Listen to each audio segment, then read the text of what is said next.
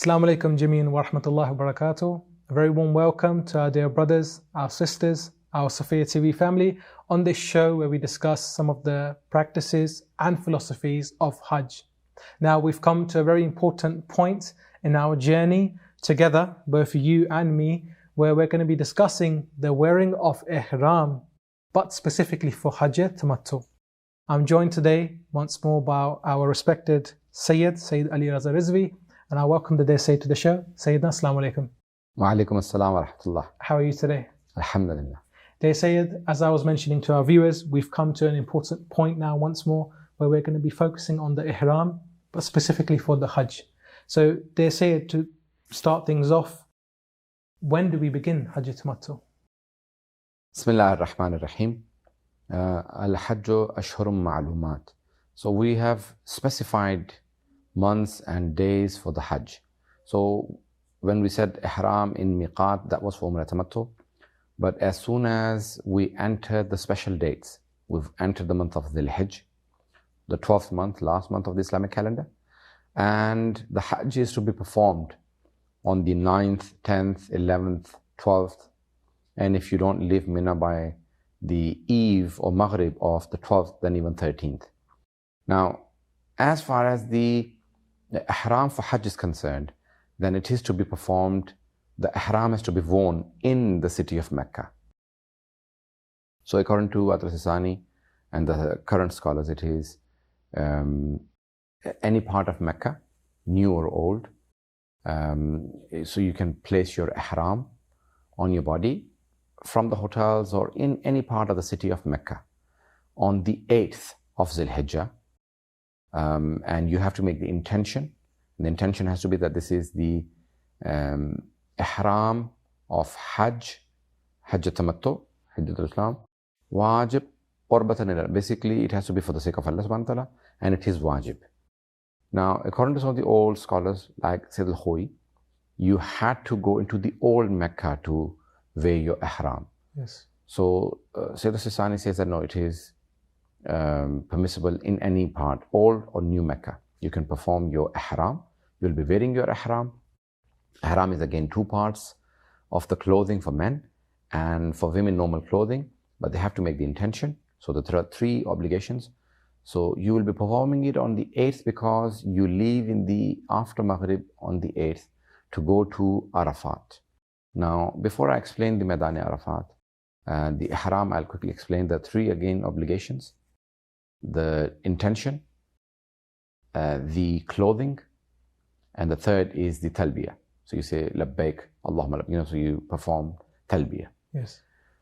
Now, once you are in the state of Ihram, again, all of the things which are prohibited, which we have discussed in previous lessons, in previous lectures, or previous sessions, whatever you want to call them, we have gone into details of all of those prohibitions apply again in the state of Ihram.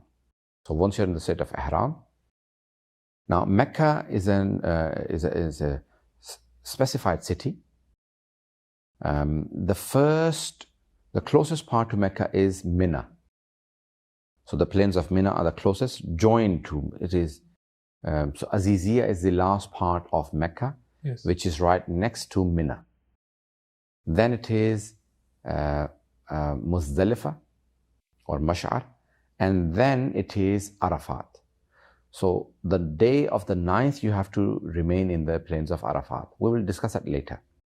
So on the 8th of Dhul Hijjah, after Maghrib, people would perform the ghusl, which is mustahab, and then wear their Ihram with the intention and talbiyah, and perform some sort of prayer, and then travel to the plains of Arafat. But they say, just on this point here, you mentioned we can do our Ihram for Hajj itself, not at the Miqat, but within the city of Mecca, so your hotel. But a question we get quite a lot from our youth specifically is, do we have to say the niyyah out loud, or can it just be in our mind? Yeah. So you must not go to Miqat, but the intention has to be, it doesn't have to be performed. We only say it to remind ourselves by words. So intention is something in the heart. So long as you bring to your mind if you are performing the Hajj on behalf of someone else, that you are wearing the Ihram on their behalf as well. Yes. Or if you're doing your own Hajj, then you remind yourself that now I'm going to the state of Ihram and these things become prohibited on me. So you remind that I'm doing it for the sake of God, for the sake of Allah subhanahu wa ta'ala. My intention is pure. I'm not doing it for showing off. So it's a reminder. Intention is the most important part of any action. And why is it so? Because it is a reminder of the importance of that action, that it is important and it is for the sake of God. Okay, just on this point there, Sayyidina, so as a quick roundup, I imagine myself, I'm in the city of Mecca, I've put on my ihram, I've done the various requirements we've just mentioned now.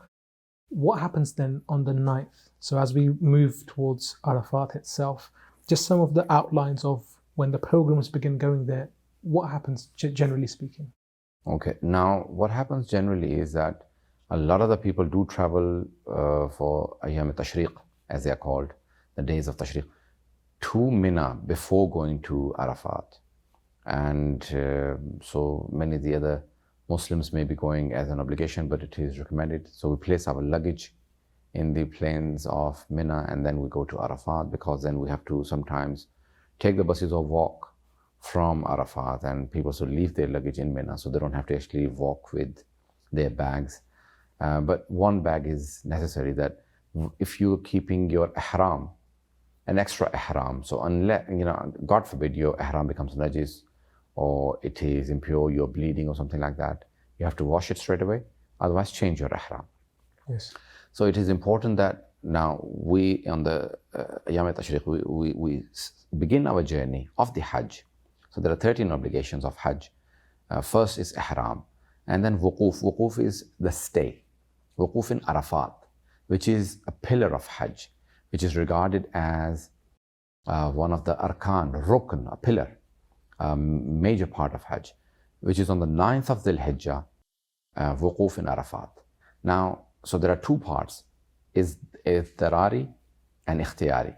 So you're compelled to do certain, you've gone the night over, so you're already staying. Yes. And then the wajib part is from Dhuhr, from Zawal till Maghrib. That is a wajib al-ikhtiyar. And then you have to make the intention again that you're staying in the plains of Arafat for Hajj. So you go over the night and you make the intention that, okay, we're staying here. And you're in there during the day. You perform your amal.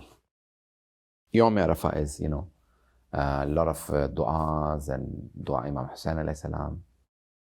There are, special amal. It's also the day of the shahadat of Muslim Aqil alayhi salam. So, as Safir of Imam Hussain alayhi salam, and this is Safir TV. So, so there are all of these different things. Most of the amal are performed, so many du'as and everything on the day of Arafah. And that's 9th of Dhul Hijjah. You're staying in the plains of Arafat in the state of Ihram. And once you perform the day of Arafah, your amal, Maghrib, it is mustahab to delay your Maghrib, to go into the plains of Mash'ar and perform your Maghrib and Isha together in the plains of Mash'ar.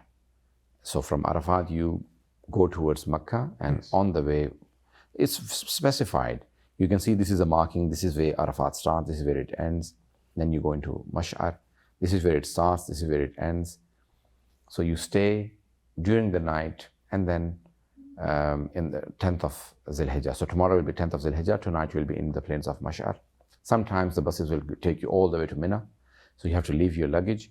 You make the intention at night that we are staying in the plains of Mash'ar.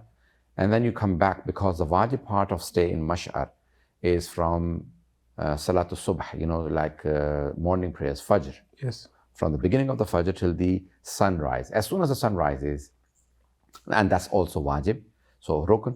So the first obligation, ihram. Second is wuquf Arafat, the stay in Arafat. The third is wuquf Mash'ar. So you stay in Mash'ar. And then, as soon as the sun comes out on the 10th of Dhul Hijjah, you leave Mash'ar for Mina to stone the big shaitan. Yes. On the 10th, it is only the big shaitan that everyone stones. Yes. So you hit the pebbles, 7 pebbles, and that's called Rami. So the rami of the big shaitan, 7 pebbles.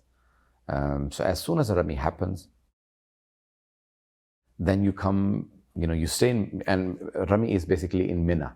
So if you've left Mash'ar for Mina, then you come to your tents, stay in the tents. Some other people will perform the hadi for you. Hadi is basically qurbani, or slaughtering of an animal. Yes. The nahr of camel or a cow or a sheep, it has conditions. The animal has its own conditions. It must not be like an animal which is broken horn or lame or something. So it has to have perfect conditions. And as soon as they inform you that the sacrifice of an animal has been performed on your behalf, then you can do halq, shave your head. The men will shave their head for the first Hajj, or shorten their hair for second or third Hajj. And women will also shorten their hair or cut their nails, and that's called taqsir or halq. So as soon as you perform the halq and taqsir, then you are out of the state of ihram. Okay. You can remove the ihram clothing and you can wear normal clothing, but you're not still allowed to have husband and wife relationship or perfumes or anything like that until you do certain other obligations. But just coming back to that point there, Syed, thank you for that overview. But just for my own understanding, once we were speaking about, wearing the ihram, we've come to Arafah, but that night in Mash'ar, or as you mentioned in Muzdalifah, that night, are there any prerequisites or things I should be doing there specifically? I've heard of collecting pebbles. Is there anything else specifically on that night that can't be done anytime later? Now, what happens is that not when you're in Arafat. In Arafat, you can sleep. Usually people are so tired. When they get there, usually have dinner late, and then they go to sleep, they rest, they get up for, Salat al-Layl if they want to, or Fajr prayers, and then the day starts of the Amal. And Arafat is very important. But as soon as you leave Arafat, because you're going to be stoning the shaitans, you have to collect the pebbles. And because you're going to be using 49 pebbles minimum, it is mustahab recommended to collect 70, because you will miss some and then you may need more because of extra stay on the 13th. A lot of you'll not get each one. You cannot just close your eyes, get the 7 pebbles, throw them in the air, they hit or not. That's not permissible. So we'll discuss it when we come to it. So you have to collect 70 pebbles. It's mustahab. You can just make sure that you collect a little bit more than the 49. So they have to be pebbles and not bricks and stones. And you collect them in Mash'ar. And when I'm collecting these pebbles, can I do it for other people in my group, or is it only for myself? No, you can collect it for other people as well. A lot of the people, elderly, they would need help, so you can collect for them. People who are ill, because sometimes you have to climb up to the hills to get the pebbles. Sometimes, so it has to be from the haram, inside, unused previously, that have to be used. And what I really liked about that explanation there, Sayyid, was that you mentioned specifically pebbles. Because when it comes to shaitan, people get very emotional. I've seen photos of people collecting massive rocks or like slippers even. That's not allowed, is it? That's not permissible. It has to be pebbles, specifically speaking. Yes. So the characteristic wise is like maybe your finger length? The size of the top of your thumb. Yes. So, about that size. Okay. A little bit smaller, a little bit bigger. Okay. But nothing too big, So it is basically, and it is mustahab that you can actually either hit them with your nail, with your thumb. Yes. Or you can even, when we come to it, we'll explain further. Inshallah. As we come towards the end of the show, just some preliminary, some examples. What if a person is, because there's so many Hajis from all around the world, different, groups, different ethnicities. Again, if you're speaking with another Haji and it becomes a bit of like a debate or an argument borderline, what can a person do then? A person has to stop, and a person must not continue. If a discussion or an argument becomes heated, they have to repent and not stop it straight away. Okay. And does that include with other sects within Islam, other groups? If it is a discussion, then it is okay. Mm-hmm. If it is on religious matters, then it is permissible. But if it is, arguments and fighting, quarreling, those are not permissible. Thank you, dear Sayyid, once more. Thank you so much for your time and your efforts. We really appreciate it. Sadly, that brings us to the end of the show for today. Dear viewers, we hope you found that very intriguing and useful. Please do join us again in our next episode, where we're coming towards the end of phase 2, where we're going to be now traveling to Mina itself. We have a whole episode dedicated to Mina, its requisites, what it requires, and what happens on the day itself. So you don't want to miss that episode, inshallah. Please remember us in your du'as. On behalf of the dear respected Sayyid, myself, and the team here at Sophia TV, please remember us in your du'as. Until next time, Assalamu alaikum wa rahmatullahi wa barakatuh.